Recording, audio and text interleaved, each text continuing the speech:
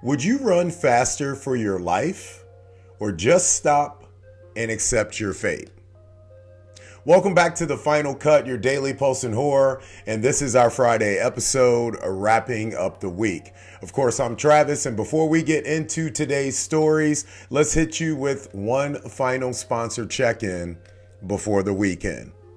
Don't forget, over at Grove, you still are locked in at 15% off the moment you hit the site. Right now is a great time to pad out your collection because you have Black History Month spotlight titles, a lot of DVDs under $10, including some Blu-rays, and even some Scream-worthy Blu-ray deals heading straight into Valentine's Day next week. If you've been waiting to clean up gaps in your shelf without blowing the budget, now's the time, and Grove's the place.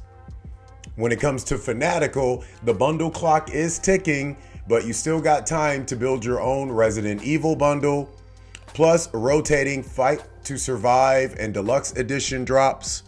And don't forget to sign up for that newsletter so you never miss a deal.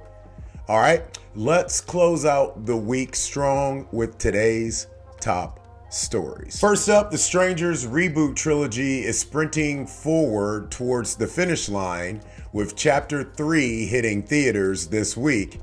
And somebody decided to take the marketing a little literally. To promote the release, fans signed up for a 3K run that turned into a full-on horror gauntlet. Actors dressed as killers from the franchise popped out mid-run, mask on, weapons in hands, transforming a friendly race into a full survival horror experience. No real danger, obviously, but when you're already gasping for air and someone in a baby mask comes charging at you with an axe, your body doesn't exactly stop to fact check the situation. It's clever, it's unhinged, and it proves one thing: horror marketing understands fear on a very physical level now. You don't get this stuff with romance films and stuff, man. I'm telling you, that's why horror is great. My question for you guys, would this actually make you buy a ticket, or would you immediately demand a refund and therapy? Let me know your answers, and if you have plans on finishing up the Wonderful Strangers trilogy this weekend in the comments ahead. Next up, Mike Flanagan's all-new Exorcist film just added another heavy hitter. Laurence Fishburne, yes, that Laurence Fishburne, has officially joined the cast, alongside Diane Lane, Scarlett Johansson, yesterday's announcement of Chiwetel Ejiofor, and of course, Jacoby Jupe, in a project that's being positioned as a complete new story set in the Exorcist universe, not a sequel to Believer. This also marks Fishburne's first true horror film in over a decade, and his first straight-up genre return since Event Horizon. Production kicks off this spring in New York with a theatrical release date set for March 27th of 2027. After Universal reset the franchise following Believer's misfire, this feels like a deliberate course correction. More trust in filmmakers, less panic-driven franchise building. My question for you guys is, does Fishburne's presence alone raise your confidence in this new Exorcist era? Let me know your answers in the comments ahead. And finally, fresh off the success of Send Help, Sam Raimi isn't slowing down, and it's now confirmed he's developing a remake of the 1978 psychological horror film Magic, originally starring Anthony Hopkins. Magic is about a struggling magician whose ventriloquist dummy may or may not be taking control. The remake is being written by Damian Shannon and Mark Swift, who say this is not a straight remake, but a modern reimagining focused on pure horror, not comedy. Raimi's fingerprints are all over this already.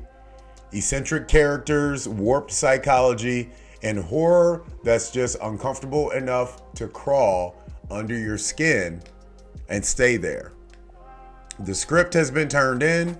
Raimi is reading it now, and based on the creative team's comments, this one's aiming for something meaner and more disturbing than what many just saw and send help. So let me ask you, is Magic the perfect Raimi project, or should some cult classics stay untouched? Let me know your answers in the comments ahead. Today's take. What all three of these stories have in common is immersion. Horror isn't just something we watch anymore. It's something studios want us to experience, run through it, live inside it, and also question what's real. Whether it's marketing that puts you in the kill zone, legacy franchises being rebuilt from inside out, or psychological horror being dragged into the present day, the genre keeps asking the same thing. How close do you want the fear to get? Before you bounce for the weekend, hit today's Spotify poll. What pulls you into horror the most right now? Immersive experiences, strong directors, or legacy franchises done right? Your answers shape next week's conversation. And if you got tips, rumors, or breaking horror news, DM us at HMUNCUT and we'll feature it on an upcoming show. That's it for the final cut, your daily post in horror. Have a safe weekend. Watch a lot of weird stuff, including the Super Bowl.